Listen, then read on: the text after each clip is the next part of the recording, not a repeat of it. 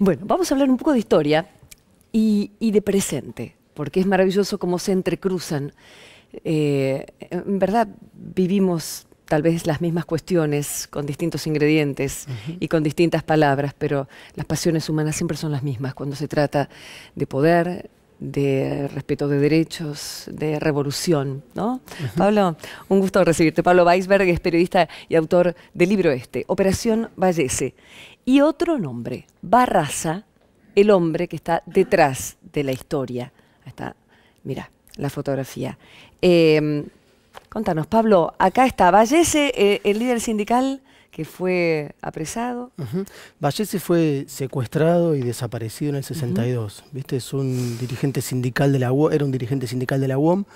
Y Barraza lo que hizo fue contar la historia de él, hacer la investigación y publicarla en 9 entregas, una investigación seriada, en un diario muy pequeño de lo que era en ese momento la JP de la Resistencia.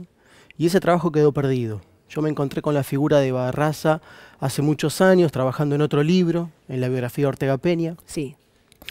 Y me interesó mucho conocer en ese momento cómo había sido el proceso de investigación para ir contando la historia de Vallese, que es uno de los primeros desaparecidos de la historia reciente de la Argentina. Y bueno, Barraza era una figura bastante particular en ese momento, formaba parte de ese grupo de periodistas que se juntaban en torno a Walsh, García Lupo, y además se definía públicamente como homosexual, fumaba marihuana, todo eso en los 60 generaba unas tensiones interesantes en las organizaciones políticas. El grupo puto peronista. Claro. Y así se definían. Claro. Había que tener bien puestos los caracteres como para decir eso en esa época. Claro. Y decir, sí señor, y yo tengo un amor encima. Contame esa historia de amor del periodista que cuenta la historia de Vallese.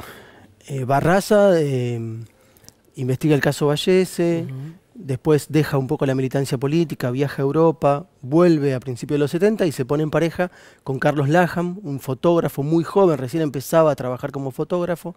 Y bueno, están en pareja durante 3 años y finalmente después son asesinados por la AAA.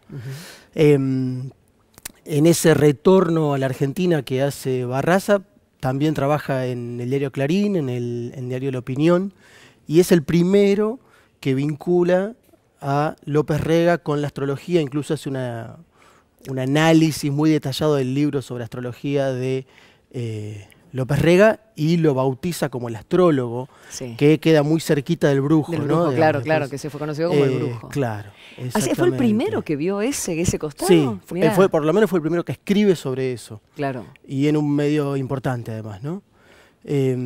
Barraza también participó del sindicato de prensa en su momento, de la reorganización, que bueno, discutiendo también sobre la defensa del convenio colectivo de trabajo, que es un problema que hoy también vuelve, ¿no? Que lo tienen ustedes acá. ¿Y cómo? En la TV pública, que está en otros medios. En otros medios públicos también, ¿no? Así es. Por eso dije, como la historia va volviendo, ¿no? Con otros nombres, otras situaciones. Vos cuando encontraste esta historia de amor, ¿qué pensaste? Hago hincapié acá porque el hombre tenía tanta pasión encima para escribir y enfrentar a todo un sistema, que de hecho, como decís vos, se carga al final a un jefe de la policía. En esa época, que retiren a un jefe de policía por lo que uno escribía.